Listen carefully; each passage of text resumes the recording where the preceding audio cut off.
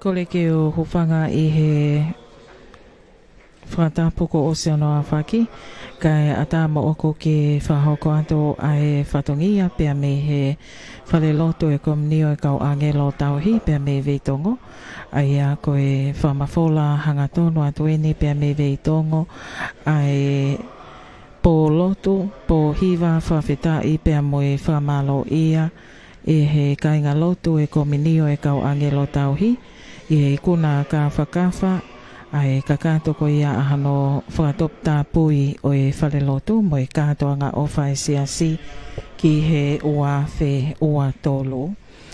Ko ia o ko iai whoki ai talitali lele e tonga hono kotoa pe, polo kalama ko ia o e hauani. Ki he tokon tauhi, pare maa tualau, kene kātaki. Ka ne lawa mai ke whakahoko a e tau lotu ka mata malo au pito. Ke tau lotu, e wapa e tamai, mo e alo, mo la mare maanioni.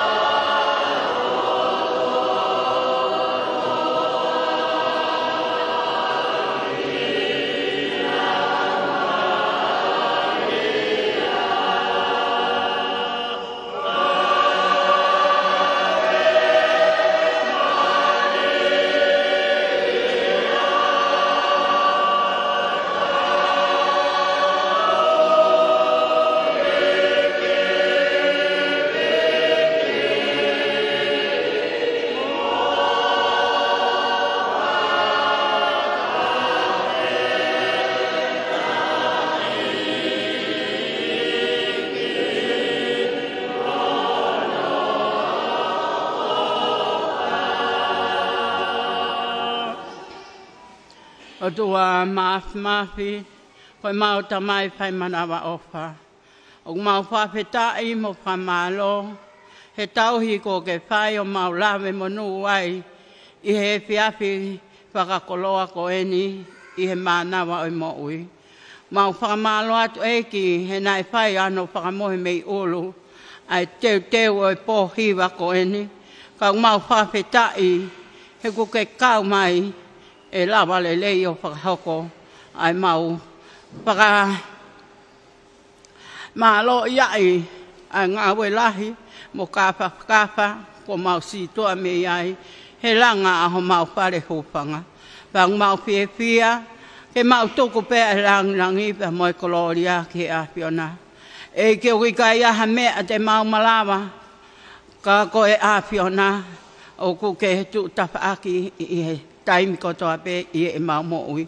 Pea mau whakamalo atu ko awhio. Mau I heni pea moe sea.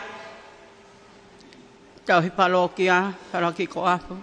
Mau loto atu eki, pai tāpe kina mai. Pea pe he poki ke toenga e kau. Hiwa kotoa pe unau lawa mai me whanua muri. Ke mau kau whakataha he aho ko eni. Mau loto atu eki.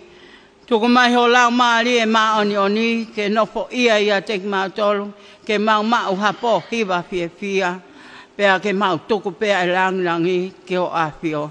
E lelei o mau ilo, o kui kai aha mea te mau malawa, ka e mau tui me mau whalala ki a te koe, o mau ilo, o malawa e mea hono kotoa pe, pea mau whawhetai mo whamaloa tai ko awhio. O mihale o lelei, o miha loto hanga maari ke mau hiwa fia ke lang ia e a Fiona. Mau loto atu eki, ko aha mea ku kai ke au se hai loto wai ni, pa loto ai a Fiona. Mau kore e ngahi mea ni ko toa pe hupanga ia se Jesu Kristo ko alo ka ko mau whamo ui. E wapa e tamai mai alo me la mare maanioni.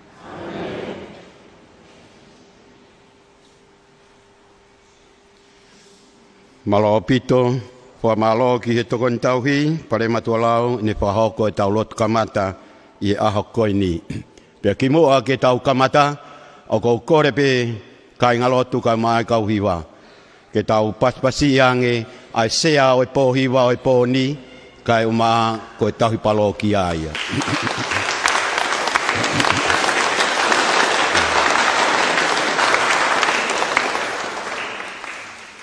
Malo o pito pia ko kore pe mua ke tau hoko atu ke rea tari fai hiwa soane motiki ai fabula. Whatapo ki e awhio e tolu taha i o tua i o taulo tolu tonga. Tapu mo e tauhi palo kia. Whalaki koafu. Tapu mo e pringa au e ka mai tauhi. Si kau whai hiwa. Mo ngahi kau hiwa eki o e whiawhi koin. Ata pa mo e motuani ke whawhafonga. Puringa ue ka mai tauhi. Ka mau lakanga ko toa pe ko mundio ka wangelo tauhi. Ano tali lelei ko e patere. Ki tau katoanga whawhita. Ka mo whakawiki-wiki o e whiawhi koen. Lava lelei ang au e ka whakafu. Hiri o tau maa. Kamataanga e tau koe. Taita lelei kau whai hiwa. Ngahi whanua muri. Kau maa kau hiwa. Hono kotoa. Mi Aotearoa. Kau maa Australia. Amerika lahi. Kau maa toenga ngahi komunio. Kau angelo tauhi. Taita lelei ki mautolu. O whaketau mau ha whakawiki-wiki. Whonu e whiewhia. Whamanatu atu. Tauhi a molu malu ho tau whare lotu. O whaketau maringi mai ai ne o wha. No whoia e tik tau tolu no kotoa. Toe ngai polkalama e whiawhikoini. O whatu malu.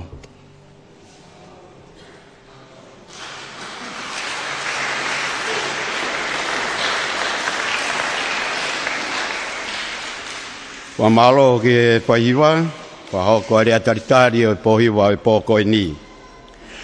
Ka kimoa ke tau hoko atu, ko kore pe, o hange ko e ku kore nei whai ane nai, ke te mua ke tau whakapapa, si kau pekia, na tau ngā u e whakataha, i ono te waki o langa o wharelotu ko ni. Pia neongo ko nau si mo atu. Kani nau tō kakawa i no whakahoko o e whatongia. Aia ko kau pekia eni, na nau whai whatongia mai wharelotu kau angelo tauhi. Uroa ki whinau Pauline Hafoka. Kohono ua Karemeri Hafoka.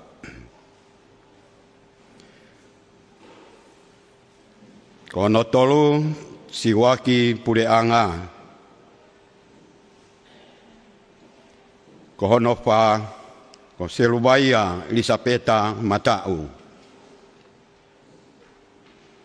Kohono nima Hau Mahe. Kohono no Sioka Pesi Mahe. Pia kohono fitu ko tuia kai tau penetiketo whare papalangi. Ko kore, mo meha ke mua ki olunga, whakaha ke tau whakapapa, ha tau ki whakalongolongo, se kone tolu pa tau toki hoko atu.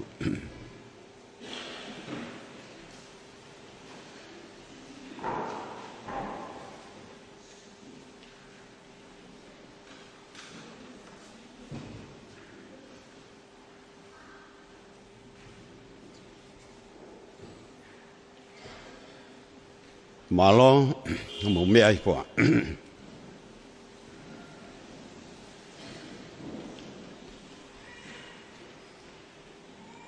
Kataki, te teurewa ke tau hoko, ki kamata e tau pohiwa.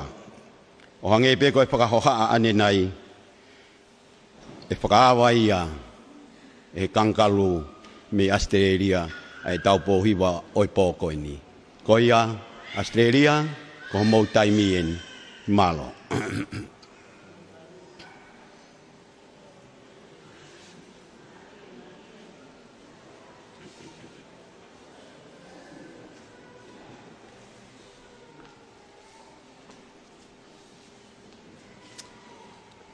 Ko le pe ke hu whangatu he whakatapu ko osio no talak me muani. Ka ata mai fine motu atu ani. E hoa pe koe porokalama ko ini whamalo atu. No whakawhea a Australia ke maukau he porokalama ko ini pe koe whamalo ia e ngā welahi na tau whai. Pe ang mau fie ai he maukau he lau he poko ini. Whamalo at ka koe pātere, palakiko, malo e ngau lahi, mo e kātaki lahi. O whau e polokalamani ke maulawe ai. Koe hiwa whoka Australia, oku kaukaua, pia oku futoko lahi au pito, mo mea mai peki ai. Pau kai ke mau loto si ai, pau kai ke mau ongo ai, e mau tolu te mau tōki lalo, te mau tuu ke tau whetu aki. Koi poni, o mau fie mau peke mau hanga peke as nusila. Na apehe e nusila unau tokolahi. Koi poni, koi fofua ulupe. Koi lea mawhana, mo whakamalo atu. Ki he kauhiwa katoa pe, whakaapa atu ka mautolu. Malo e whakakau ki mautolu ki mau kau he lau. Koi hape mua e tuunga e iai se mau hiwa he poko ini. Mo ka taki whamori more. O te mausio ke he hiwa, pe te mausio ko maure o, pe ko mautolu. Mo whakakau loto ki he fo ilea, mo hiwa ku mau atu he poko ini. Ko ia pe malo. Koe whaihiwa ia, aia ko Maria katoa, aia o ko ne whafofonga i mai ko ia lea, ai pohiwa ko ia. Ai Australia, aia ko Naya Takefu, aia ko e whaihiwa ia a Australia. Poloto pohiwa whawhetai o e whiawhini. Ka mau mea mai ki ai.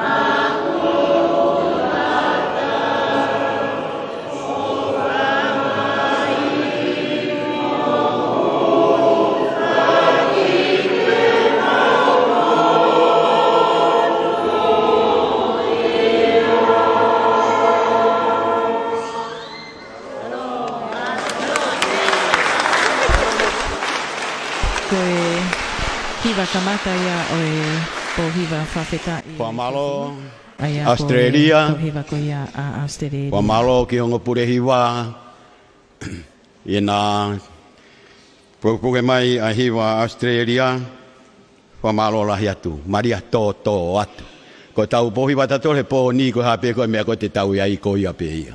To atu. Malo au pito. Pe a kimoa ke tau hoko atu. Ko re atu ki Faustina ki Cecilia.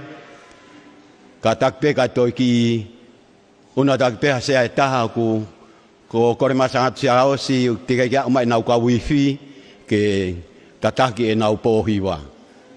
O te ki foi sea taha. Kore atu ke tau hoko atu ki a sangata Faustina lea mawhana sangata Faustina ke hoko atu moi nau hiwa. Malo. Ko ia ko Wesley Samani, aia ko e whaihiva ia ai kau hiva e sangata Faustina. Ko peni tu alau, aia tene whahoko atu pia mono whafufonga ia te lea. Ai kau hiva ko ia sangata Faustina i he whiawhini. Hange pe ko ia mo mea mai ki ai.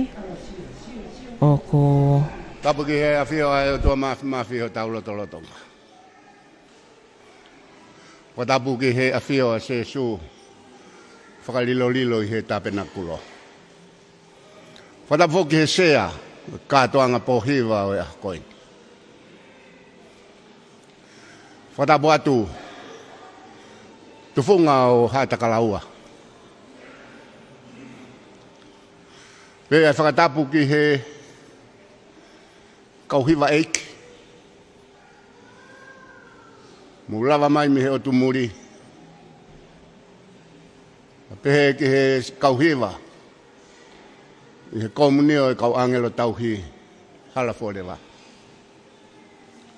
Whatawoki ki he tauhi kau mai komiti hiwa. Nau whakotutu o ai polo kalama koeni.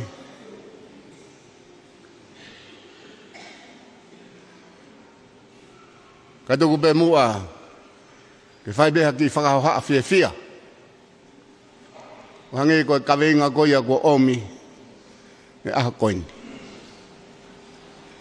Koe whia, o kutala ia e whakawiki, pa moe tuku koloria.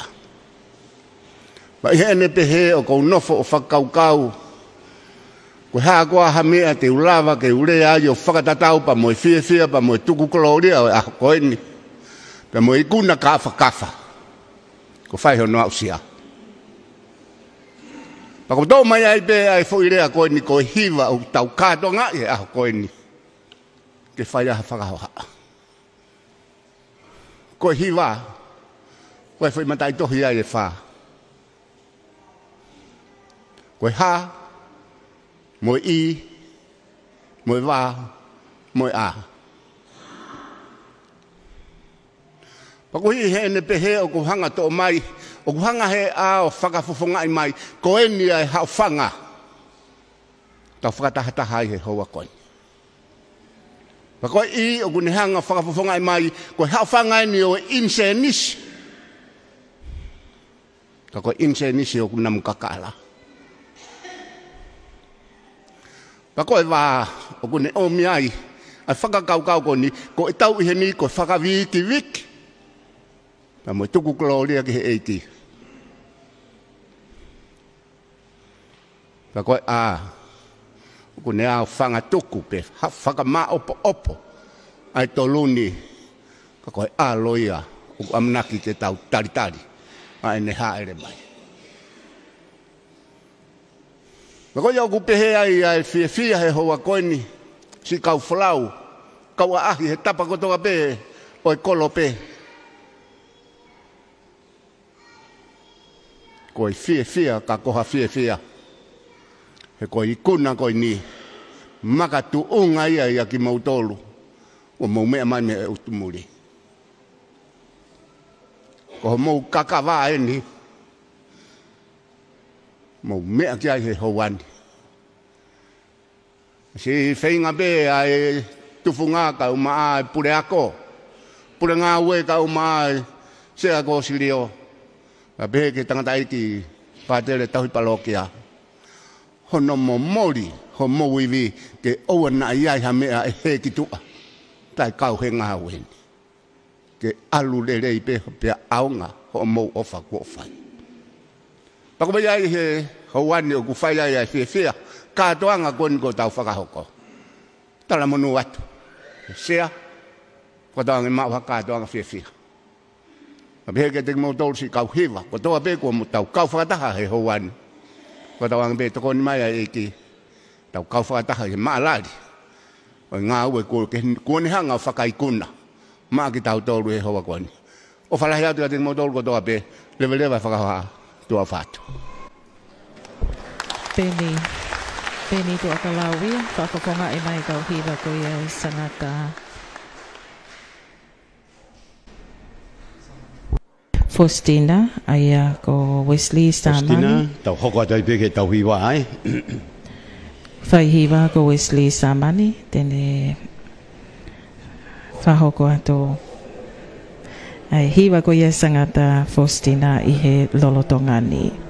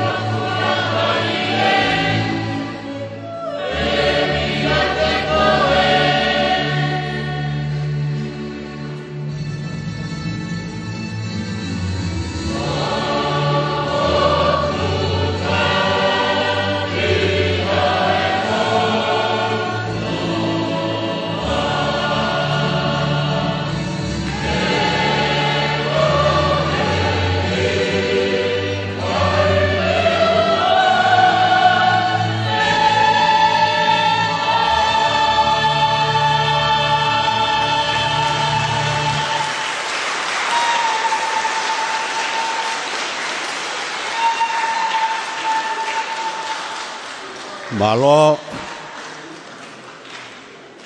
tau fia whakawhare lotu pe. Kai tau fia whakaholo. Koe o korea ke ukauhiwa, whatoa ngā ia ngeia. Koe tau hoko atu rewa ki rea mawhana sangato siaosi, whakataha pia moe nau hiwa. Tau paspasia sangato siaosi, teu ki nau hoko atu. Hange pe koe mo mea mai ki ai. Hoko atu eni ki he kauhiwa koe sangato siaosi. Ki he tua sangato siaosi, tari mea ia sangato sosefo. Aia koe whaihiwa ko pele nato mafua. Amanaki ke whahoko e hiwa whawhetai o e whiawhini. Kogore mege u hufanga i he whadapu gosono a whaki. Ulaki begu tuku ha whakatapu ki he eke o tua. Ae gune a whio i he taukakapa whau. Aho ia mohono whanonga. Kau tau whakataha i aho koe ni. Pia mahino au pito. Ae tau ngā ue whakataha. O ku whakaohovare he whiawhin. Kono ui au ke ukau he polokalama koe ni. Nai teu e ki hiwa koe ni. Nai teu mai peau me he whunua mamao. Pea nei teu ia he mahina, i he lau mahina whakatonga, o kui koe o mo whangongo i he ngai mahina koe. Aia ko hono uhinga i he lau tohi mahina. Ko tauhanga le hi e tau mea kotoa pe. Hange koe me i vai. Ia e taimi e ki i la. Pa kou tui koe kau hiwa koe ni. O me i ofi he la. Pako ia, tapu mama padere, tau palokia. Pako whē tu unga kuia ia a hiwa ko e ni, ko o ia mo whangongo. Pako tui lahi, tau palokia, utonu ke liliu e sangato siasi kato hingoa ngeta. Ka neongo ia, koe maulea ia he ahoni. Lea fia, lea mawhana, wau taitale rei a ki modogo do pe mo mea mai.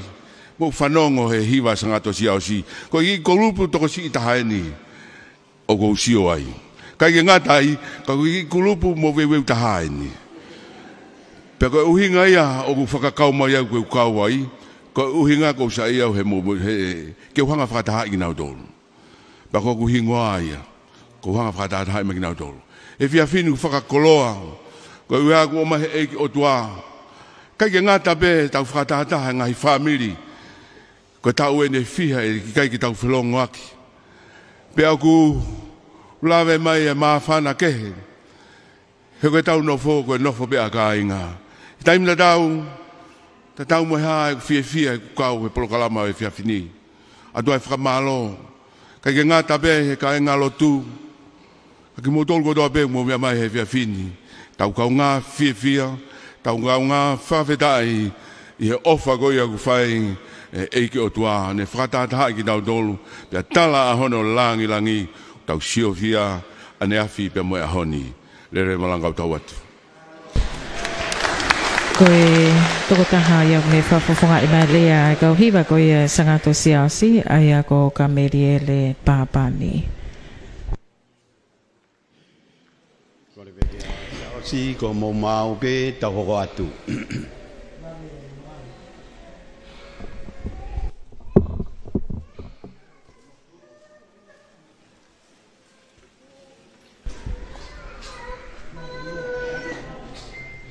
Whahai whapapa e kauhiwa koe ne sangato siaosi, koe whaihiwa ko pele nato mafua.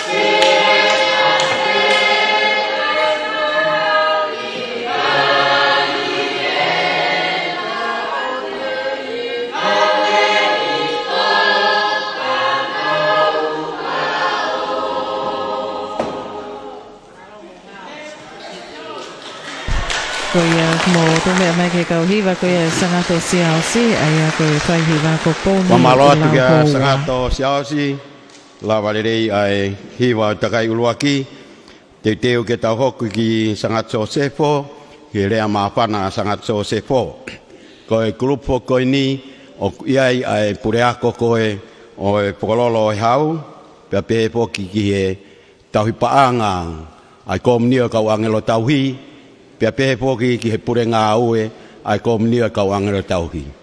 Oku unau ihe komnia konya sangat Sosefo. Sosefo maupe hokat ke tauria mafana malo.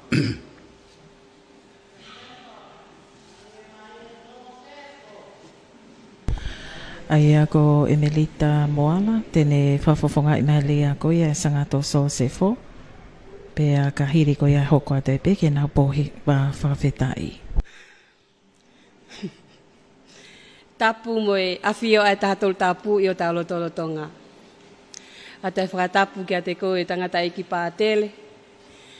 Pea mo ki mo tolu sola moe vulangi. U tau whatataha i he whalelotu kau angelo tauhi i he hoa whakakoloa koini. Koe tuunga oe lea e pōni, koe maa whanape. He koe tau mua pe ia o e whiawhini, koe whiawhia mo e whakawhetai, tuku kololia, i he ngā o e kawhakawha, o tau mātā i he whiawhikoini. Pea whakamaa whana, e ngā hihiwa, Kuo kamatai ai katoa ngahiwa oe he fiafini. Pia mo wakai atu ke komunio sangat Josefo, kuo maulanu e tolu he poni. Ok tala pe ai hua e lau mali e maoni he fiafini, ok mau e lanu e tolu. He kulea aki ko sangat Josefo, ko tangata ngāue. Ko tau hia o ngai family. I hea o ke he fiafini, o ke ngāue pia Josefo ia. Toki tuku pe, i he tae whawhang. Ka kumau ai, o whalahi atu. Ke kau wholau ko toa pe. Tuko mo taimi, li aki mo ngai family. Ka mo kau waha mai, ke tau kau whakataha. I he kātoa ngā, i he maalali. E whale lotu na tau ngau wei, whamohi mei ulu. Tau au siai. Kātoa ngā whiawhia o i whiawhini. Kei keu toi whakaloloa. Nā whaiwhai, pia talaihanga mai, ai kufoto atu me muani. He ko ki tauhi, sisi taha pe au i he komunio. Pe ke kau angelo tauhi. Ko kai ke lau e si i. Ko lo tope me fo i mafu ke fo lahi. Whakakatoa ke whatongia. O whalahi atu, kau tau hikotoa ngai komunio. Ka paina ke tau tu whataha, kau pule ngā ue. He kai ke iaha aho peheni. Ko o whalahi atu ka tek mōtolu. Malo apita. Emelita Moala ia, me whawhunga e mai lea pia me he kau hiwa ko ia sangato Josefo, ko e whaihiwa ko tala noa hafoka, ai a ko e pule ako pe ia ai apia ko whololo e hau. Ko ni, ko re vega sangato Josefo, tau hoko atu leo ke tau hiwa, malo. I he tigai ke kamata sangato Josefo, ko re pe te mai tau ki mātua ko na nau whai langa, ko e kahiri peni e hoko atu ki e kaulanga. Ko kahiri kaulanga e hoko atu ki Nusila, Nusila. Ko e whahai e whaapapa, ko ia komunio, ko ia sangato Josefo. Ko talanoa mo i loto hafoka, pule ako ia pia ko whololo ko ia hau.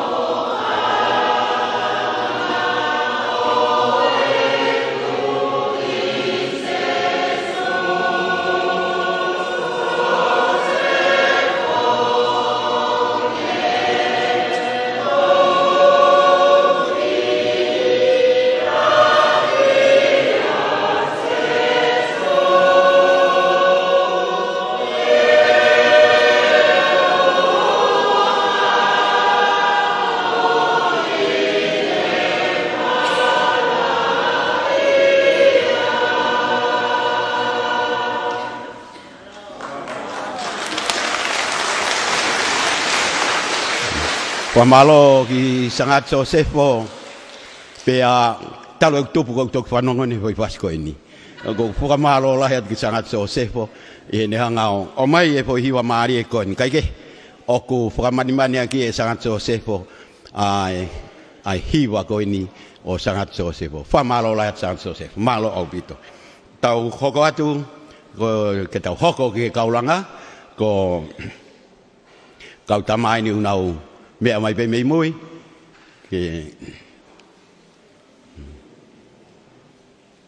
tau pas-pasi yang tangata tamape ai fale lotu kau angelo tauhi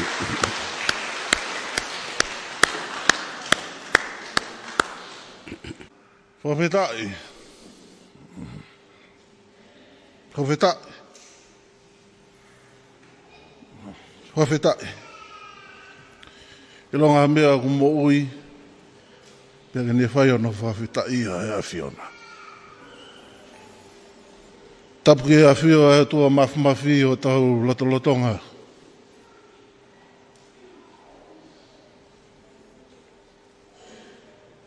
Tapu ke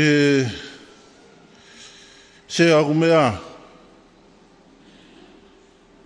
Tapat katoa kore ke hufanga e ngā hitala whakatapu o kamataki. Katoa ngā e fiafi koeni.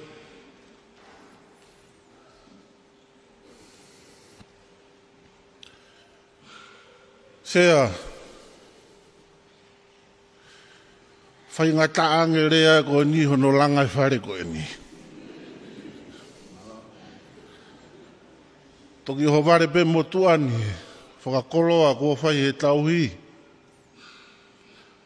Ka koe toi whewhe ko pau ke utalango fua. Lahi pe kau tangata hen ke ne whafofonga e rea e whiawhini. Kore pe mua tuku mai kia tufunga hataka laua ka ne whakakato e whatongi a. Whamore more atu. Kia ngai komini o. Houtui mo amanaki mo utoro. I rea maa whana e whiawhini. Talo e ku whakautua me he me o ku nofo anga. Maku nofo whakaukau.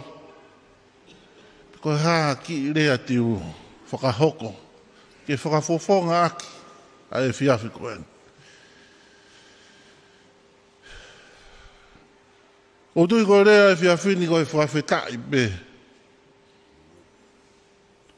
Pe o tui koe hui ngai a o kātonga e whiawhini. Koe tau whawhetai koe hui koe whakaikuna ku whai. E o tua makmafu.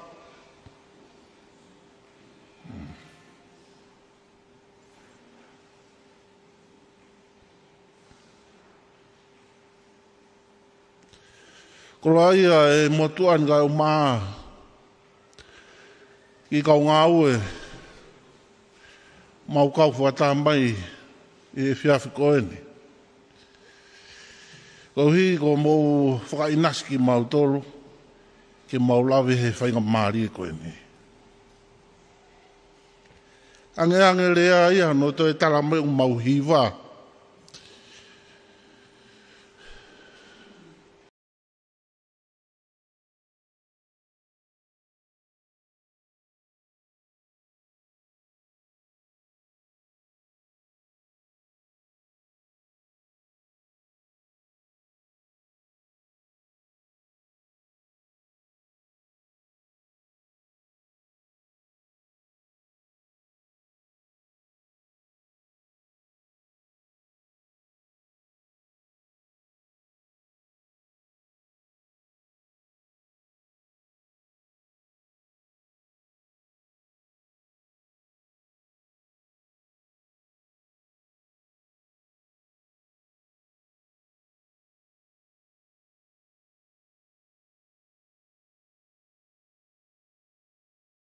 O wake pea ko mou mea mai, ka kuro, more whakakaukau he to oa hao tau loto.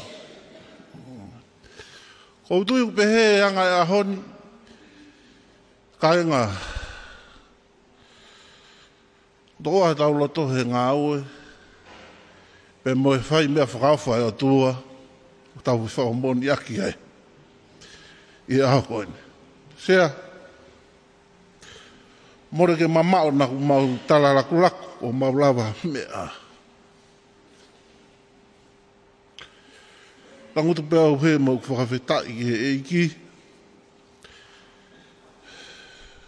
Iko hiko ia pē. Talo ka mata ngā aue koe ni koe na ngā aue. Pēr tau whakaosi mai. Mau whawhetai. Ko hiko e whakai kuna u whaihe o toa. Ia tek tau toa. Pēr koe e o tua mō hawa o ngā koe whakamoni pē. Kei tatau ai pē. Ai atua ia taimano kotoa pē. Ki mea pētahana unofo manatu. Koe usio mai ke kau matapā e whahai koe. E whakautua e pongpong e taha. Ia taha e vahe ngai whae i hen pēa siasi. Koe whakaloto la. Pēu biange eki. Pau ko whina ngalo. Ke mou i bea ki rau maari e taha e whare koe ne. Pere whakaikuna rāhui.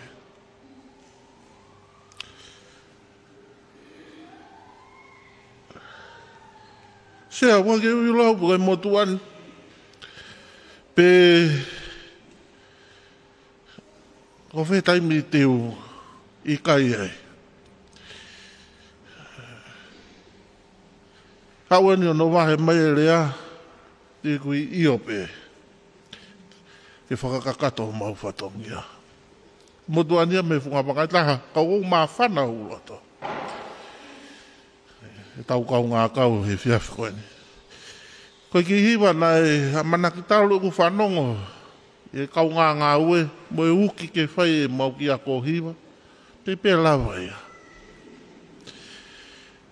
Tai pehe pe mau ngā ue. Pea mōne mea nai mea ki he sea. Wholau. Mālo mō mai ke mau ngā ue. Ni kone ose ni ko mō potore rehe langa. Oike. Whamālo atu sea. Pea ke pure ako kai umaa. Ngahi kominio mō ngahi taku. E tau kāwhataha. Pea mō tū tawha aki. Pea whoke kau wholau. O whalahi atu aki mō tōru. Whakawhiawhia tau kau whakataha e whiawhi koe. Ue ki himi. Koe ki himi ani nai. Uike hono hongo fulu e langa. Koe ki himi whakaloto lahi e o saiti.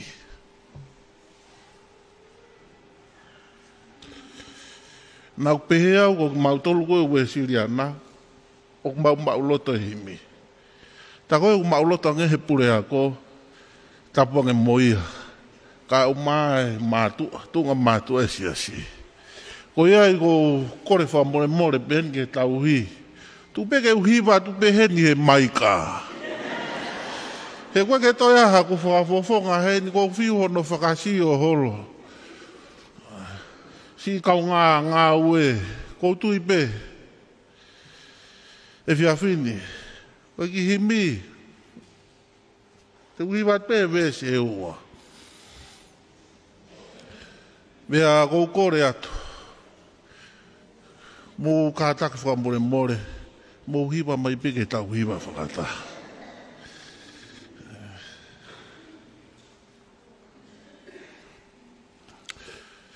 Ko e kunga ue tuki mō. E ua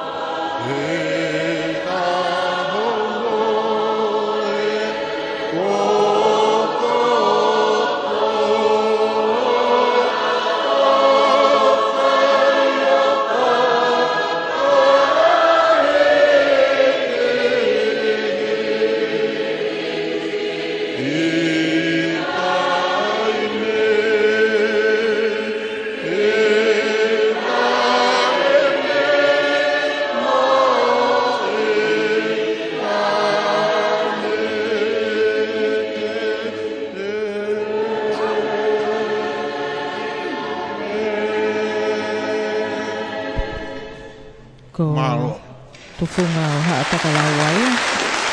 Ko tufunga ia na ane. Tai mape pe amono. Malo pito. Lei ko ia langa whalelote kau ane lo tau. Opisa ta mape. I e pakakato e patongia o e pia koe ni. Pe hange koe rea koe o pehe. Ko tu hake mo tangutu hi foko o smeri e pe ia. Ko ia ko ata e wha malo ke te koe. Malo e lotola. Malo e whakahoko e patongia. Ko kore peheni ki Nusila ko tau taimien.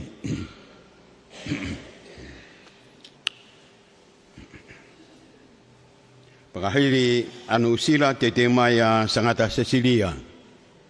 I he tua Sangata Cecilia ko Amerika ia.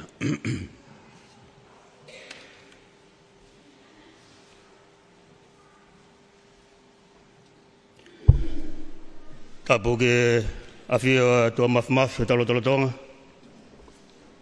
Tapu ke whalangilangi. Tapu ke tauhi, ringaue. Tapu ke kau whahiwa ko tope. Kau hiwa.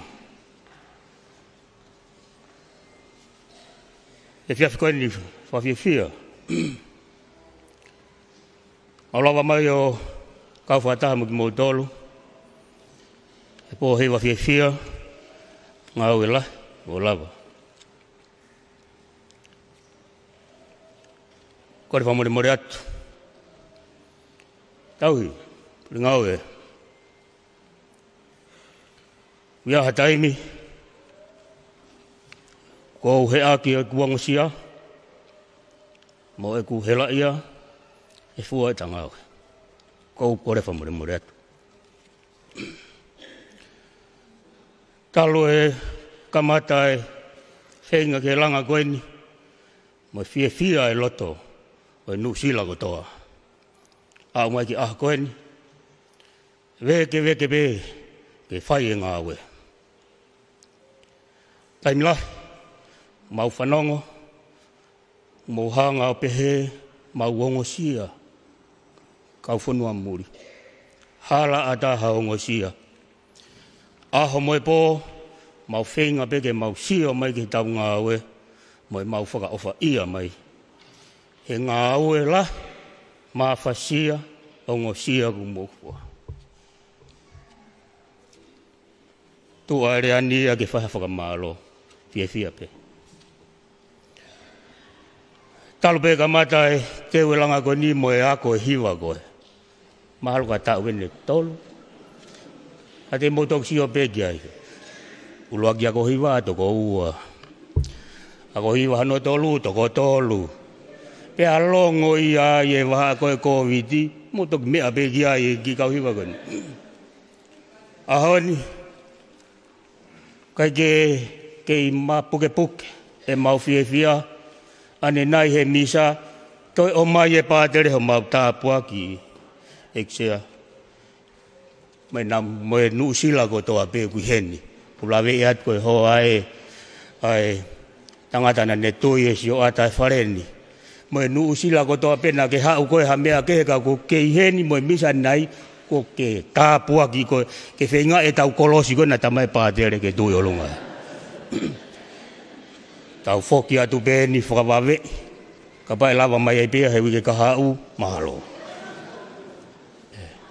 Sea. Pehe kau hiwa Nusila, mo kau Nusila ko whia pe mo veke ke tari e fua e whatongia. Ka mo mea mai ke fo hiwa. Wha ke peho mo whia mo pasi pe, mo loto mama, mo pasi pe. Malo apito. Ko telena tino polo anga ia, me whakawhanga i mai ai kau hiwa ko ia Nusila i he e whia ni. Pea ko ia pe foki tene whahoko ai whaihiwa.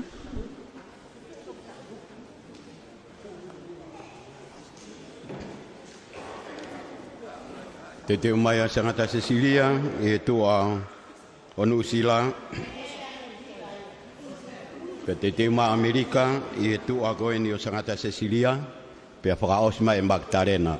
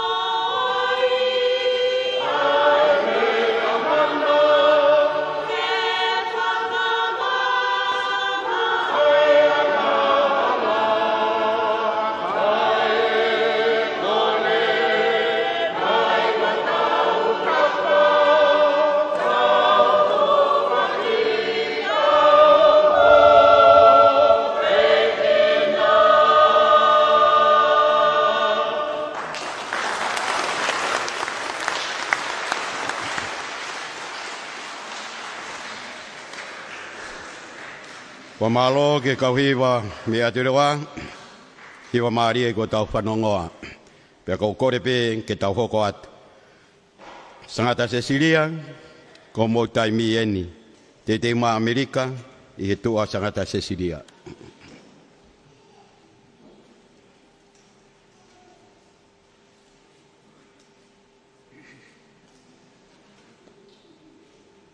Hangi pe ko ia mo me amai ki ai. Kole ke u whakatulo. Te a whio ai o tua i ho tau loto loto ngā. Whatapu ki he sea. O e pohi wau mahu i ngā koe ni. Whatapu he ni ki a whiwhi me ho weiki. Whatapu ki a kātoa a mahama tāpure. Whatapu he kau wholau ko toa pe. Mei tu apure a ngā. Pewha e whatapu. Ki he tauhi me pure ngā ue. O e kau āngelo tauhi. Ka atamu a mo o koe. Hau a koe ni ke whakamonu hau koloa. Ua tō mo i pohiwa koe ni. Ke kau he wha. Pane i te rea. Ma whana. Kau e koe lau koe aha koe ni koe aho. Nai tai amanekina. Pa koe aho whakaistoria. Kau tui kono whakaistoria. Kane i kai ke mo kau mai e kaumuri. Oi au e koe kulanoa e mau whinauka. Atu hao whalahi he kak mautolu. Ai kau wholau, māloi vai manawa. Pea mālo mua. Ho mua whola nima, mua manatia. Iai ha aho. Te maulawa ke o turi. Te maulawa te mo eki. Ka mau nofo mo eki. Whatawanga pe. Iai ha taimi. Te ilo. Pe te aha taimi pe heni. E tau toi whakataha. Pe fia mo ki mautol. Mau hao whalahi kang mautol. Pe whake e sea oi pohiwa. Whamore more atu. Ka kui kaikel. Ma kupusi ahe. Lea vai ko ni. Ha me ake tuwhi ai ho mo whakaukau. Pau hange koe lau ai kananga. Tuwhi pe mea ku ao ngā ofono ngā ho mea te hala. Tō e mea tai ao ngā kei keina he manpuna e tā. Merino tau haapanga ngā tari.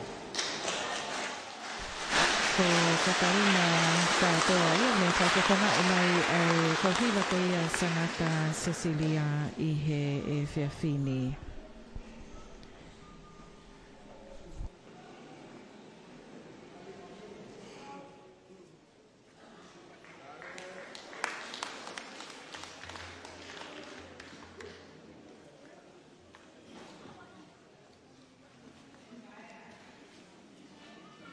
Ko e whaihiwa ai a ko mo te ki ai whaupula.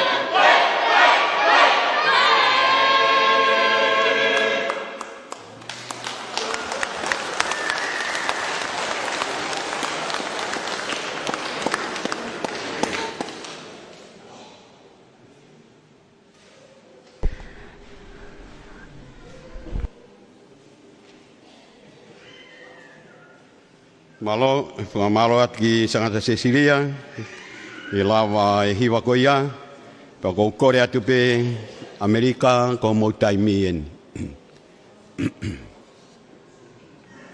Te mai Sangata Magdalena, pa au se tau takai uluaki.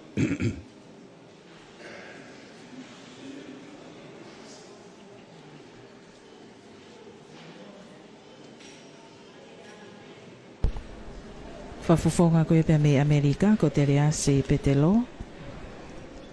Fafofonga mai lea o whiawhini me kauhiwa koe a Amerika. Kore ke u whangatu he tala whakatapu o si hono ao whaki. A tā mo toani ke whaha whiawhia. Utu koe mea bea u mahino ka te ki tau tolu. E aho e whiawhia. Koe talo e te wake langa mo e tau teu mo e tau amanaki ki he ahon. E koe e whiawhia o ku mau he Amerika. Koe talo e mau lere mai ki dongan. Mo e mau akauhiwa pe he kauhiwa Maria Magdalena. Ko hui ko mau honua mo lave ipe ko honua la. Pe ko no fo wa mama. Mau tok feta la ki pe ni hen he ahon. He aho hufi. Pe mo ahon. Ko fa oh na fa ho va re au bito mau. Ai ke. Ko ka venga ia ko tau no fo aki o fia. I he ngā ue lahi kua lava. Koe motuan ko kuhingoa ko te rea si petelo. Me ire mātua. Me Kristo ko tui. E ko hiki whanua mai o nofo. I he kau angelo tauhi. Pea neu tō whatongia i he siasin. I ngā hitao. Ka koe aku tu ngai e whiawhia. Pea kai ke ngata he ku whaiwhatongia i he tauhi he siasi. Ko au nau whetongia sione Lafaere. Na mau hiki mai ki he ni o ku rotonga tauhi sione Lafaere. Pea au whaiwhatongia ai toki whetongi pea au e aisea. Pea koe ai whiawhia lahi koko umau. Alu, talo hau mo kua ko hiwa he hiwa Maria Magdalena. O ku na mau kau pe ai. Ko mau kulupu ia. Ka mo ku he wani ai pe au he whiawhia. E nau hiwa koe nai whai. Teu. E koe ko whiawhia he whainga maria koe ni. Ke u kau whakataha. I he whiawhia pe mo ku hoa mo ki whamiri. Na mau lava kotoa mai. Ke mau o mai o whafofonga o mau ki whamiri masiva.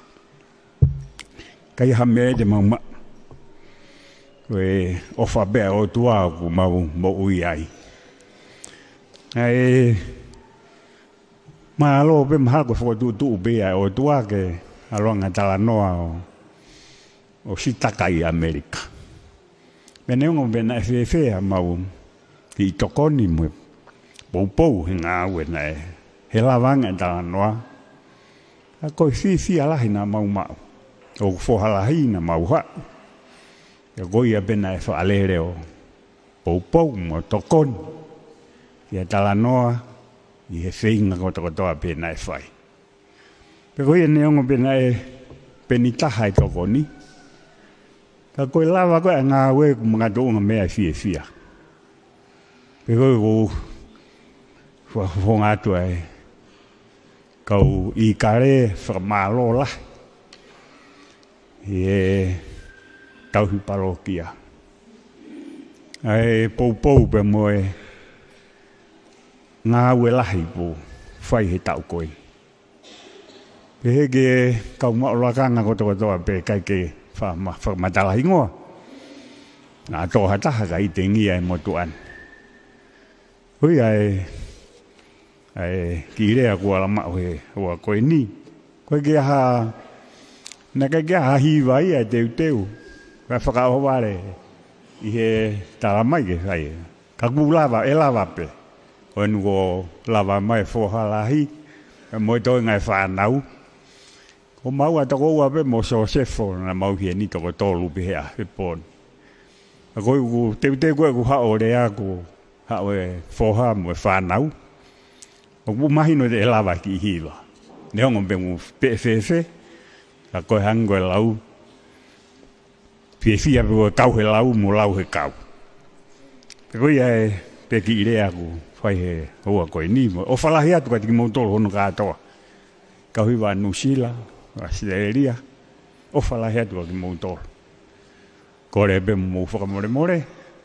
Wa waha mautoro no me a meki kala. Ma hu whanga atu pe he loto. Lewa malanga tau atu.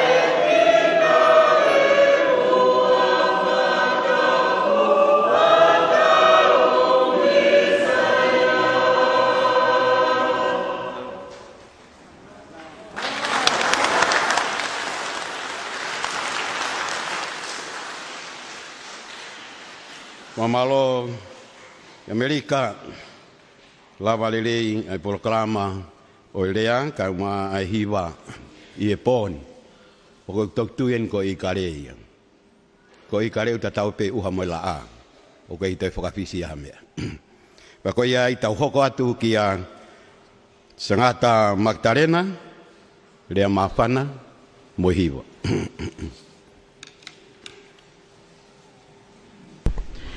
Hage be koe mo mea mai ki ai, te teo mai kau hiwa koe Sangata Magdalena, Maria Magdalena ko Atonio Hafoka, tene whafofonga ia to e lea koe ia oe e whiawhini, pia me he kau hiwa koe Sangata Maria Magdalena.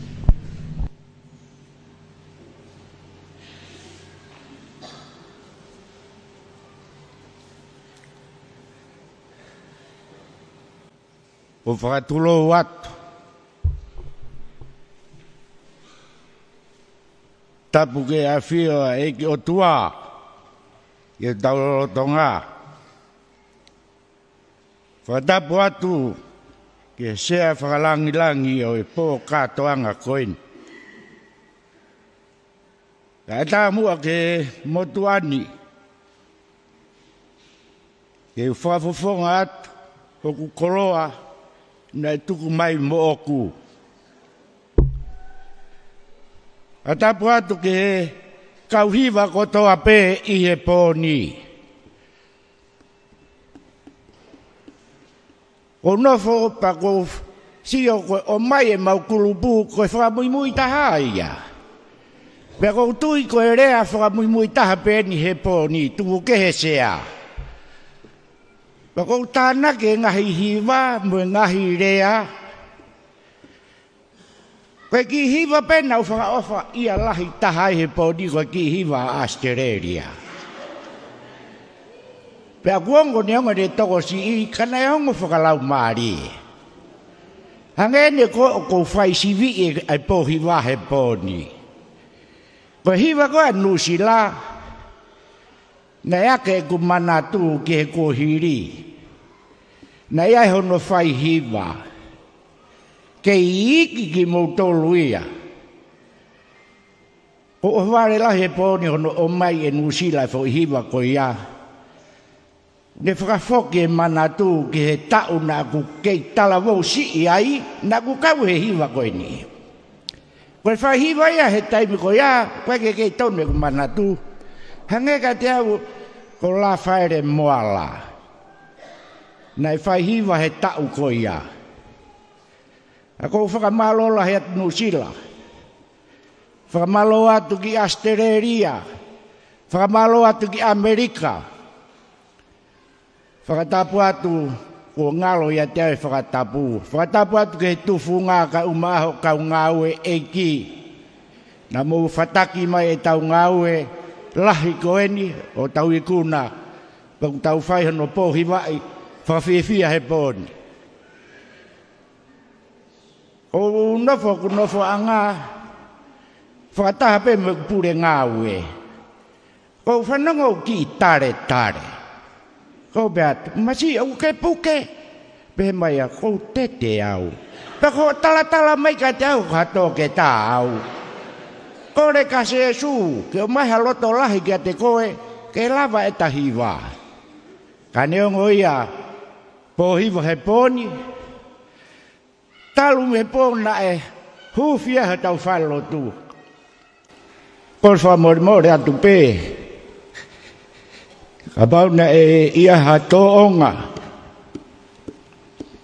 Ka ki e whiao mō wakai, whamore atu. I he pōni, ko whanango ki hako naki i he pō, nei hufia he tau whalo tu, he kātinari. Ai e tui ke la, ai tui ke malohi, ai loto ke rerei, whawhi hanga ki he eki, whawhi tai ki he eki. Kau muri ko toa pe, ko ofalahi atu ka ki mautolu. Peke puri e whainga ta ai hala whanonga na mou fau mai ai. Ka na mou fie, loto ke mou wau mai, ke mou wakai tonu ki api, pe ku mau fe. Eki fin motua muri ia aneu he tuku e tau misa. Au ia pehe mai kau. Ko hai ko e tangata eiki. Ko beat, ko ato niu hafo kau. Pehe mai a, oho mai whai whaafua. Ko beha koe whaafua mo mona me hau kato. Ta ko koe fo i whai loaki ata pe. O ko waka ia ki ai. Ko ki fin motua vei tongo wene no fo ova mahalo i Amerika. Ako ia ku whamalo lahi ka moto ka whalau. O whalahi ka tiki motolu. O tui pe koe ngahi rea kohe po ni koe me whanau pe. Koe moto ani. Na ki taki mai pe he siasi he ngahi ta. A o toko ni ka aisea he tauhi. Pea a upe o tufa mai he ngahi ta ura. O ngo i pe whiunga i ngā we. Taimi ke tuange. Kau nofo pe me ia whakaongo mai ke pure ngāwe mo tauhi. Kea ngahi whatongi ai whai pe whakaongo ki ai. Ko ia whawharangilangi ko ofalahi atu ka te ko he pōni malo e whotutu ngāwe. Kea malo e taki ho tau ki palo kia. Lawe monu ai kau angelo tauhi hange ko e pōku tau mea ki ai. Ka neongo ia, koe whakamui taha ki mautolu. Ka kou ki whana ke he pure ngāwe, o whamai a whakamau ho loto. O e loto si, he katoa hiwa te tuki i pe koe pōni heni. A koe aku mahinu ka te au e teriasi. Aku o taka ako hiwa, taka o te peho kau hiwa ke he ia au me i Amerika. Sia koe osi koe ni e whokianga teriasi ke he mau kulupu. He koe lau lalo ia. Koe ia e ku ofalahi ka ki moto kau whalau. Sa mo foki atu. Manatu ibegi maltolu. Ai fu koluse koni na ek. Whakawhetai anu sila gai he. Rea ake e rine aneu. Malo e mau koloa. Malo. Tua o whatu. Ako ni o hafoka ia, me whafofonga i mai e kau hiwa ko ia a e Sangata Maria Magdalena.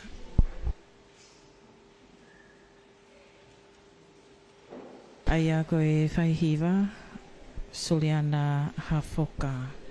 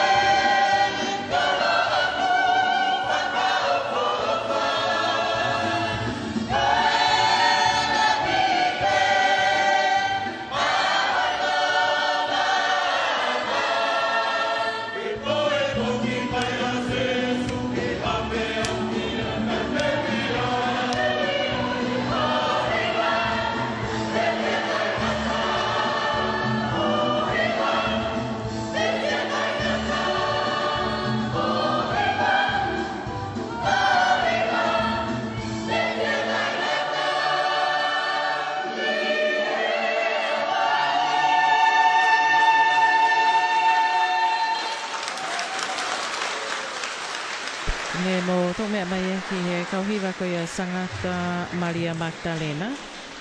Ka ko Aisea Faupula. Ko malo ke ki Maria Magdalena i lava takai ulu aki. Pea ko tau takai ono wa oku kamataia mi Ateroa. Pea ka heiria ai ko tau lere ko ni ko tau hiwa tatape.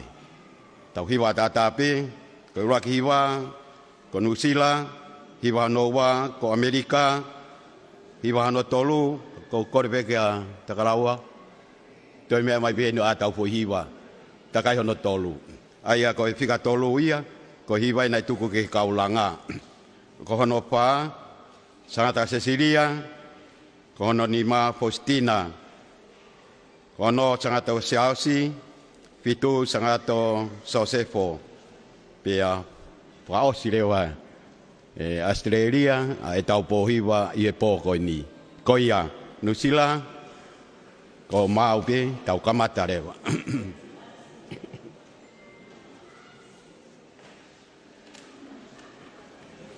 Koe takai hono wa eni. Koe kauhiwa ko ia Nusila.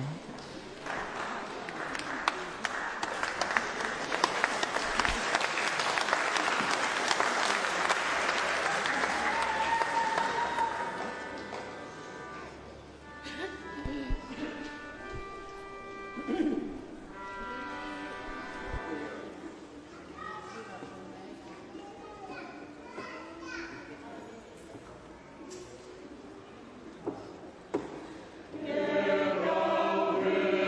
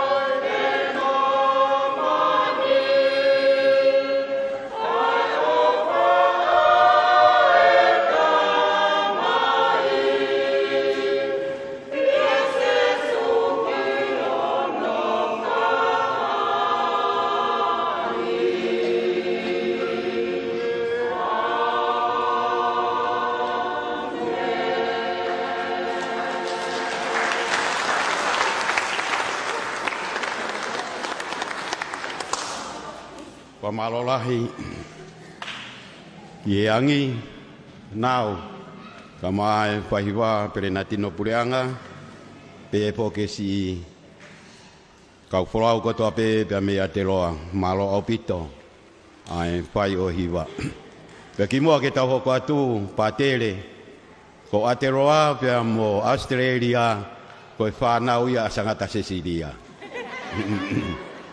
pe koia ko pamalolahi at kana tolu mo ofalahi atu katau hoko atu ki Amerika ko tau taimien pekahilia koreka takalawa te mai tau hiwa i tu o Amerika ke me amai peki mo anio o faya e tau hiwa pekahilia pai hoko atu sangata Cecilia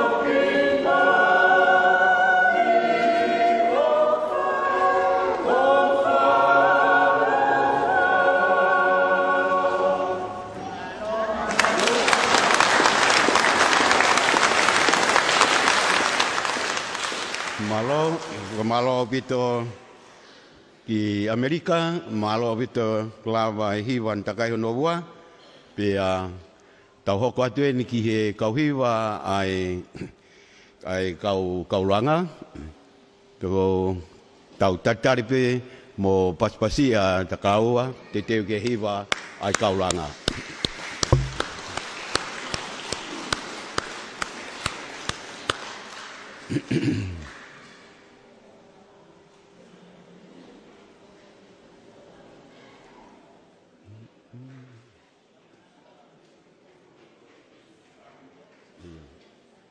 Tako na ko takalawan ko alo mau ni kau hiwai o lunga nau nofu na tori o lunga.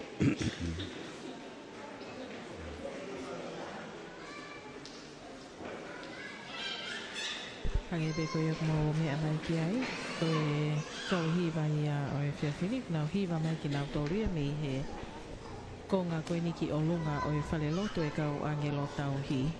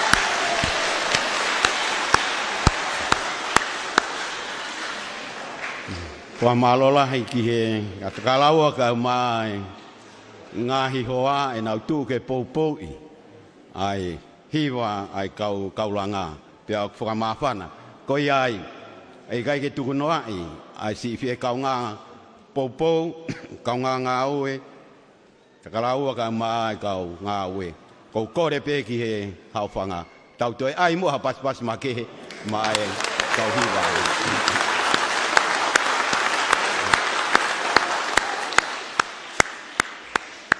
malo au pito ko korepe te mai a Sangata Cecilia kahiri a Sangata Cecilia hokomai a Sangata Faustina pe kahiria hokomai lewa a Sangata Ciausi pe hoko ato a Sangata Josefo pe whakaosi lewa e Australia e tau pohi vai poni Sangata Faustina Sangata Cecilia ko tau taimien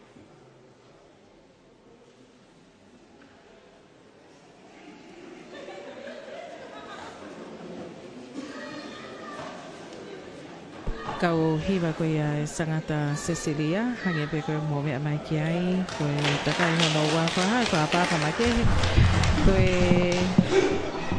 whai hiwa Katarina katoa kataki ko mote ki ai whaupula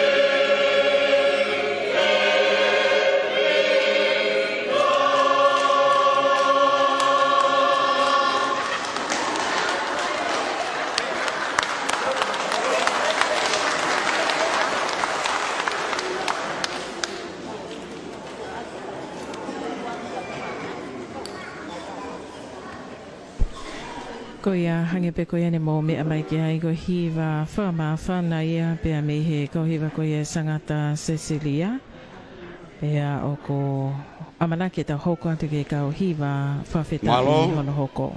Malo at ki sangata Cecilia i lava ai hiva noua o e poko ini atau kore at ki sangata Faustina tau hoko atu e tau po hiva i he poni te te umai a sangato se ausi i e tua sangata Faustina.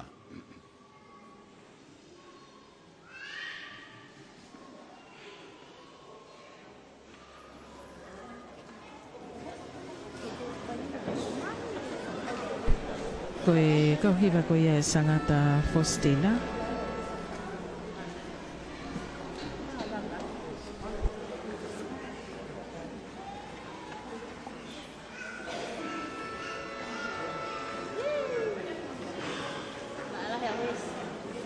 Aia koe whaihiwa ko Wesley Samani.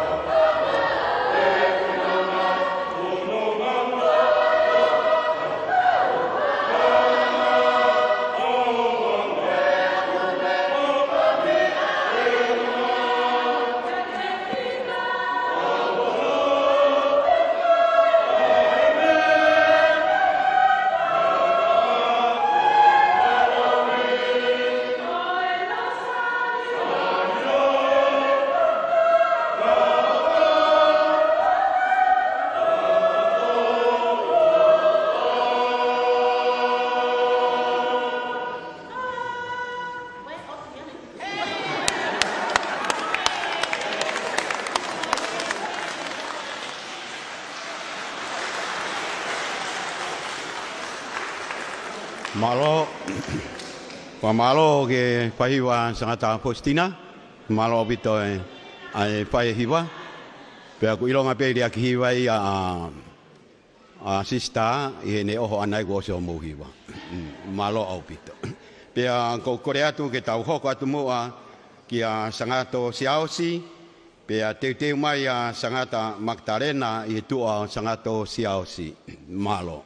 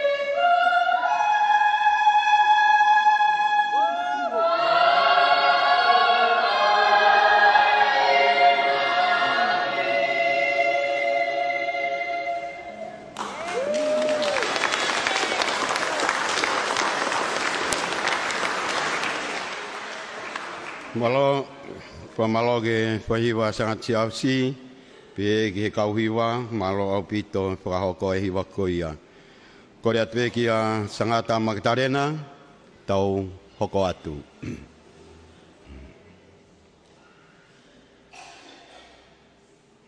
hange pe ko ya mo me mai kiai hoko te pe ke kauhiwa koia sangata Maria Magdalena fahiwa ko Suliana Hafoka.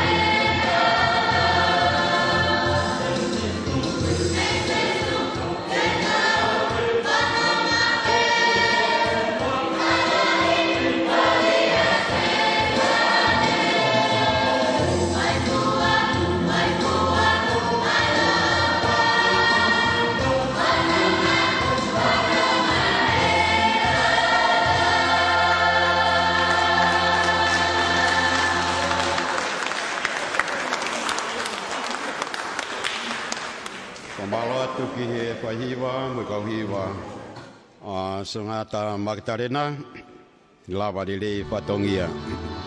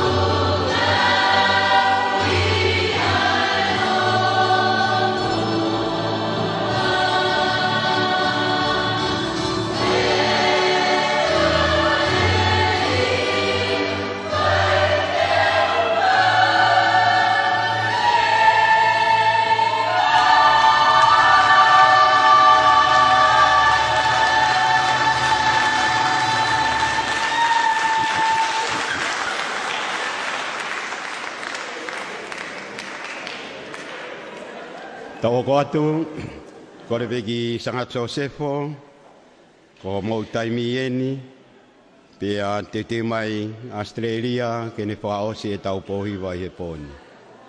Malo, sangat Josefo.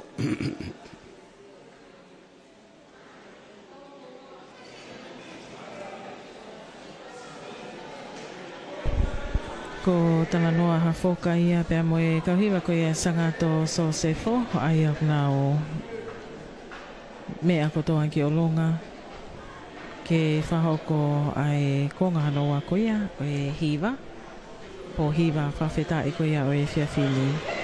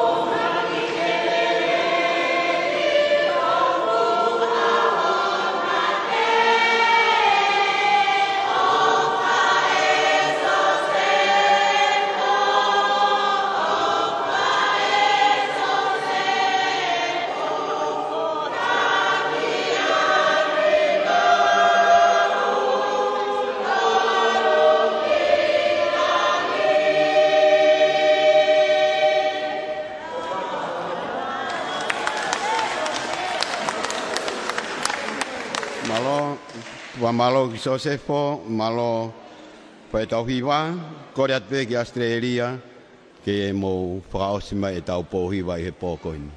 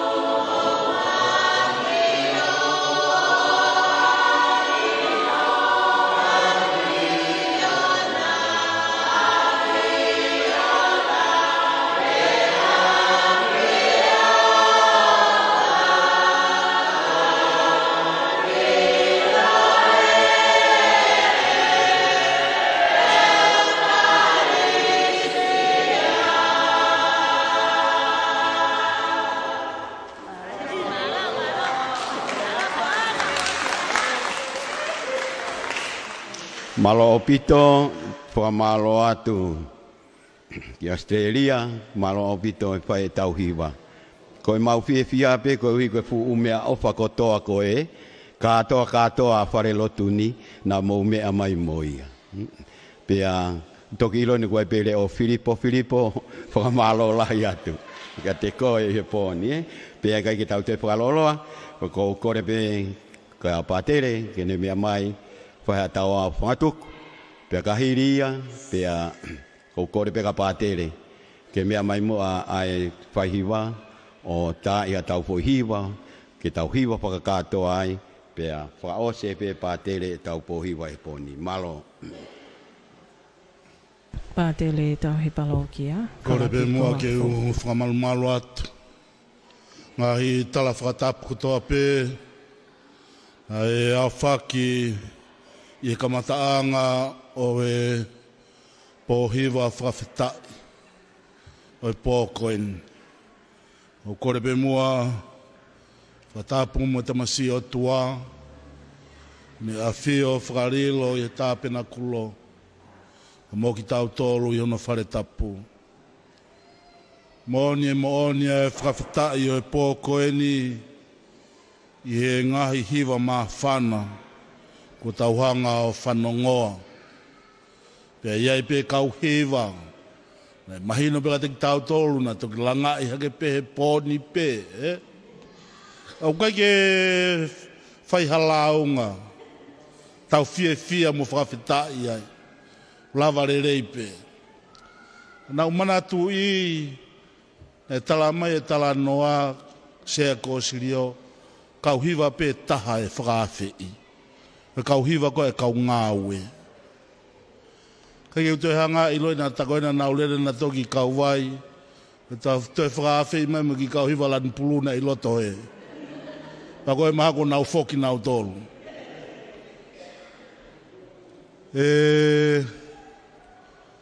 Kai ngā lotu. Ko ki tala noa tu ain ko fie whai at kwa tiki mou tolu. Rere mai a pate sane wa. Tala mai. Ki hoko e huki whare maha ki ngā au e kon koa ha te iho. Tala mai e soane. Alangi Nusila. Alango ki sio take tāi. Paulere atu. Ko ngā loto pe tauni. Maha pe helai no siulai. O se mahina taha ko foki mai. O foko ia ko ki mana tui pe na e ki whare tolo mai he holo. Na tua e ofisi a folau pa mo ne kau ngā ue. Whatahai pa mo loisi. Pea ko hawa tangutu me he whahai koe. O ware au i he aha ko ia ku rea matala noga te au. Ange ko ngā ue heka ki osi. Ki tisem. Ka lorotonga au kei Nusila o talange ke eke mai whae mau misa, o se mau misa, mau hu mai moe kau vei tongo pe, mau hu mai whae mau ki mau mea tokoni. O taha ia whehui na whehui hanga tonu mai ka te au, pātere, e huwhi whare lotu i tisema, whakapapau i mai ange. Piau talanga nau tō iyo, mou teu ke ahatahani ma, puka ho mou sea.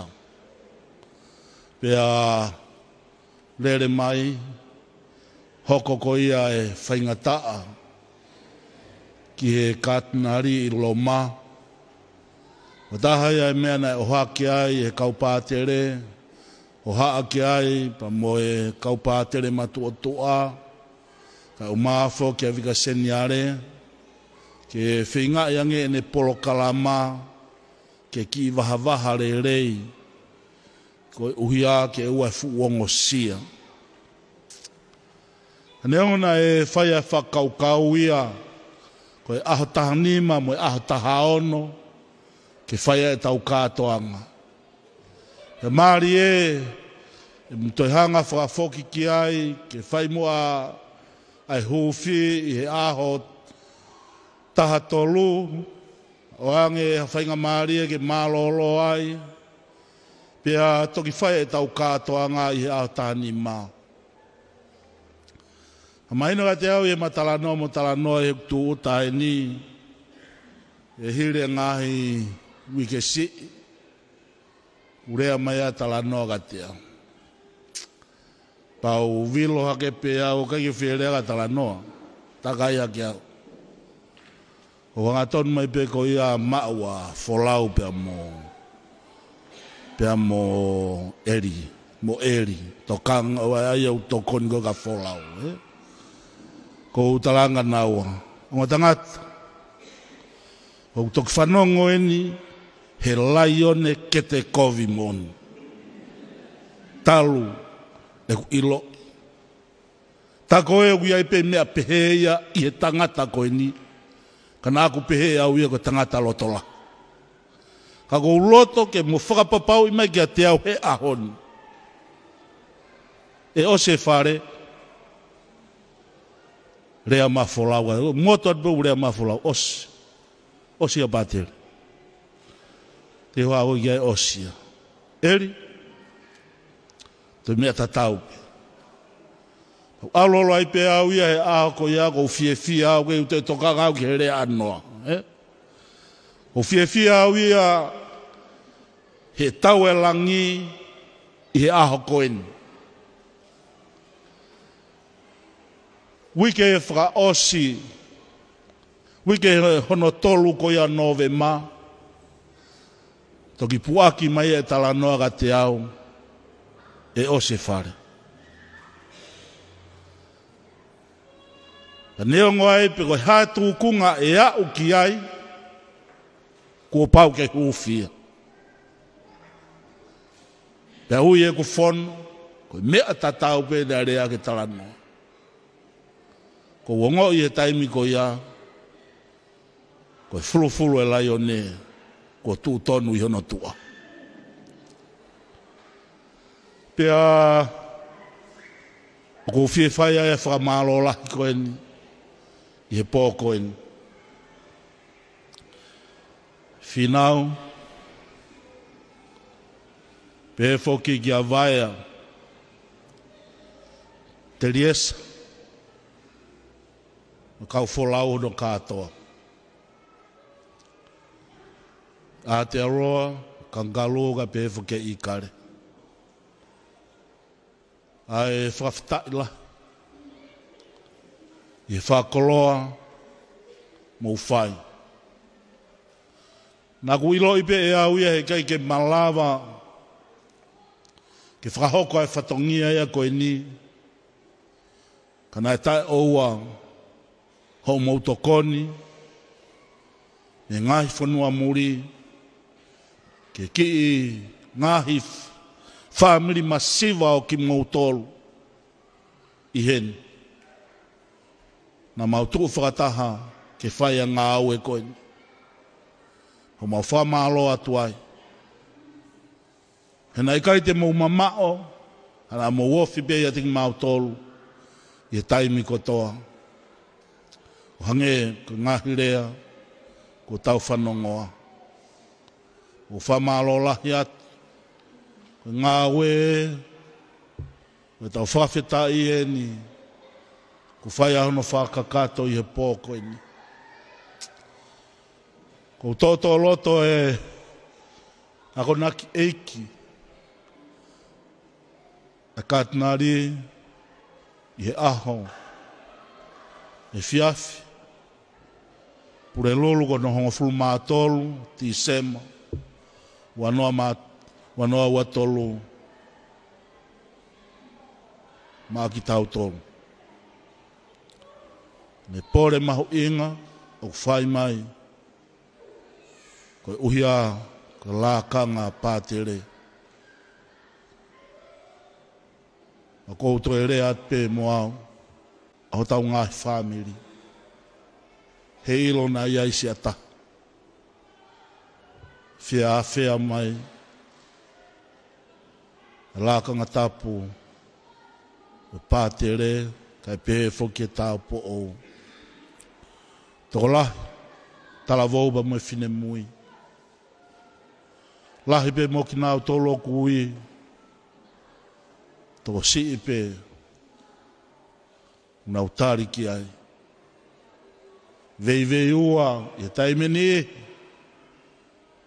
ko kore aho mo hufaki mo ki nau tolo ka umafoga ki nau tolo e ngahi la kangatapu o whamalo lahi atu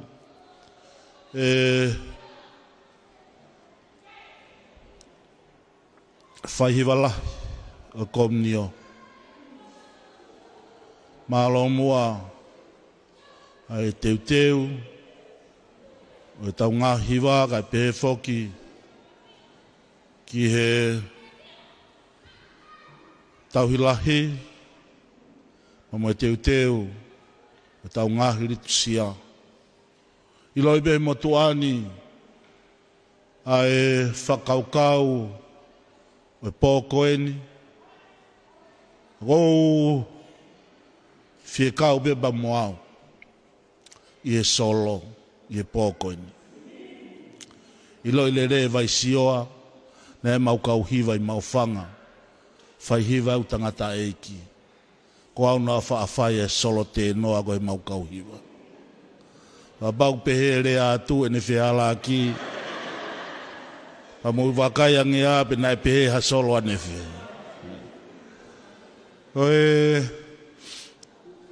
moni e mooni tau fia pa tau wha mooni ke tau ngāu e ko tau whia tonu me mo ki taua ki ta pore ai ko o tua pe hange ko whakalave ku whai e tu funga whamaro atu wholau ka umai ki kaunga au e tai iloa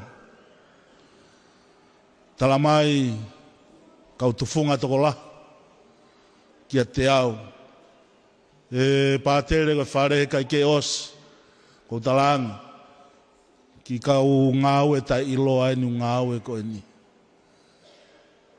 Wakwa ke u whalalau ia ki ho orea. Ko whalalau ke kau ngāwe, he ko nau tolu nau whae ngāwe. Wa pau no ko ho orea mai, ko koe u ke whae ngāwe, te utui ki a te koe. Ko kore mua e tau pasipasi, whalau ka umāwho ke kau ngāwe.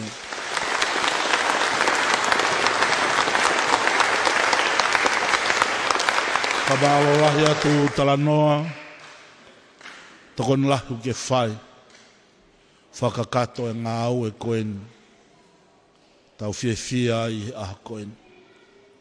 Whamalo lahi atu, malo mua, ai tokoni, malo e si uiak kakai, ku whai me wheituona, mā tōnga ki lākanga whakasewāniti u ke mao, ke whai ono whakakato, mo tokonia, e tau ngā ue whia.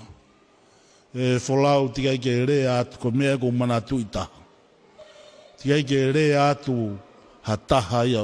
Uia e ska following. Nake iloi pena e nau tōtou whanongo peka te kou ke rea aki. Ko mao pe hoki fo i pia ke rea mai. Whakakata ke pure ngā ue.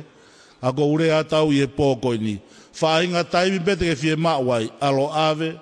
Ta whakafoki mai, e kai, te mau whangofu atu, o whangofu atu te te koe, ke mea ngāwe a kia, i haa whainga ngāwe pe, e whakahok. O whamalo lahi atu ai, whamalo atu whinau, vai aga umawhuka te rias, malo mua, si kau whakatahamo ki mautoro. Kua pongpongi, e whai ai ai, whamaa vai mo ki mautolu. O whamaa logi no Sila, pea mo Australia, i e turi mai e tau taimi. Ko toenga o ki tau tolu ngahi komnio i vei tongoni, tau takiwa mai te pire o atunga e tō mui. Takiwa mai te pire, mo teu, e tau mea na e talanoa keke haunga, lawa i he motuani wia kau wholau, te nau wholau a te aha pongpongina, e waka e whiawhi. Ko kore atu, ki to mai mo tau whatongia. O ai ki tau whetari aki. Na apuna wakapuna, u tau kei takai holope tau tolu hen. Whai o tau whatongia pongpongi, mo whakaongonga mai, tohi at pe talanoa i he pēsi, ho tau ngahi whatongia ko ia ki he aha pongpongina, po kore atu, mo tokanga mai mo ke whahoko whaareo tau whatongia koen, o kore atu ke kau wholau, o amoa. Te mo ta ho mai mea mai ki tau kau whakataha i he whakahonga o whai he ki tōnga mātua o e teniti ka koe komni o ia o e siasi veitongoni a e whakawhita o mau whakamalo ki a teki mautolu loto honga mo on ko uhia ki konga mea kaipe teu he pure ngāwe he musi mau mea tokoni ai o whahatu ho mau ofa ka unga foki e tau whilo aki fie ai teu ai pe hao mo wholau ki o mo ngahi whanua takta wa whakatawange ki mao mo Christmas fie ka unga foki ha mo tau fo o mono ia o kore o ilo ipe o ku ia e tau hiwa e kau angelo tau hi o ma o pe hiwa ko ia fe tau fai hiwa mote ia ma o be ia o me aki o longa tau hiwa aki tau lotu i e wawhai tamai, alom, lau maare maani oni.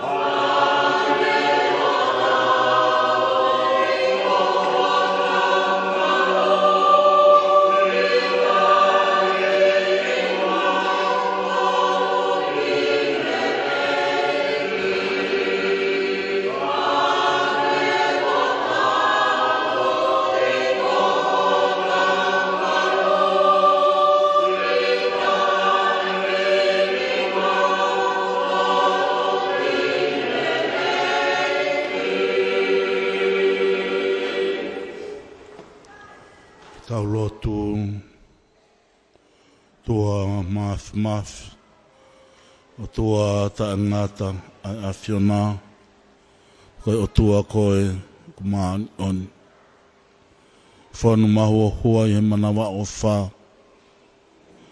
mau to oa o mau loto i he aha koe a moe pō koe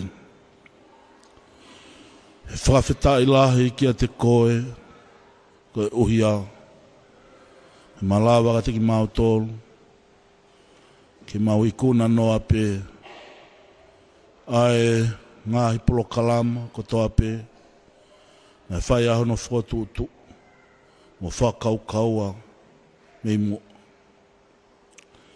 ka kuke hanga ia o whakaola i he aha koen ka umaa whoki ngahi polo kalama o mau hanga ki ai he aho apongpongi tamai mafi tai fie tuku kua e mau whakawhita i e whaki mama, me whaki poto, O ikai ke whiriwhiri ka kai, ka ke hanga o whakoloa aki, ai hawhanga, ka umaa whoki, ai komnio, ka wangelo tauhi. Io, ke nau tokonaki, ai nau ngā whakaukau, o whakahāia iho nau ni mau. I he tapa kehe, nau whotu mai aki, ke whai ahono teu, aho whare tapu. I he whāmiri, i he komunio, kai umaa whoki, i he tautaha. Mau lau kawai, pa mau fia, koe uhi ape, he koe whaipe ia ke teke aia langi o awhiona. O mau whawhita ia ki a te koe, koe uhi ape, koe tu whonga e wharen, kai umaa whoki. Kau ngā ue koto ape, nā nau kau mai. Ki e whakao ofa, au whare tapu Saion. Na koe nia au mauni mā, mau momoi hake kia te koe. Me wholoto whawhitai mōni, e whakaola ngā ue kotoa koe. Mau tai maari e pa mau koloa ia, mau kore pe mea pe taha pe koe au ke whina ngalo ke mau inasi ai. Ke mau inasi i ho o tāpu aki. Whatapu ia ki mau tolu ke mau hoko koha kai, mau moui tāua i pe. I kai kia te mau tolu pe mo mau family, ka kiho mau kau ngā whono ngā. Ka te pū ki he awhiona. Mau lotu, awe hāmua ki mau tolu mau ngā whakautua anga, i he pōgu maru aki mni mai. Whafo ou, mau loto mo mau whakaukau, koe uhi ape, ko mau ngāhi whatongia, amanaki ke mau fuesia, o mau whatongia ki he aho koe a pongpongina. Mau momoi atu ki mau toluni ono kotoa pe, e wafa pe o Jesu Kristo ko alo, ka ko mau iki. Awange a te mo tolo ai iki.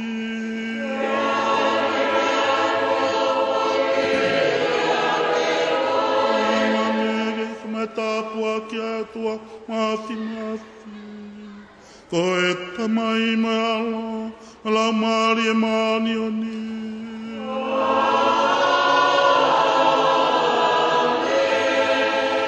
Malo opito.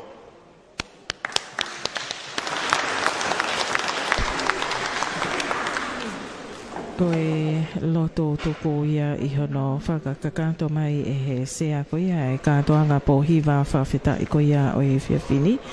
Aia koe pātere tau he palo ki a whalaki ko a fo. Koe kakanto e pe ai whamafolanga tonu atu ko ia mei he whare loto e kau a ngelo tau hi. Whafofonga ia tai pe e kau ngau e ko ia e televisione tonga ka uma ai le te o tonga. Te misia ne manik moala elone, moana lautaha, so saia lolohea, koa halafue koloi malo, pito mo mea maika mo mea.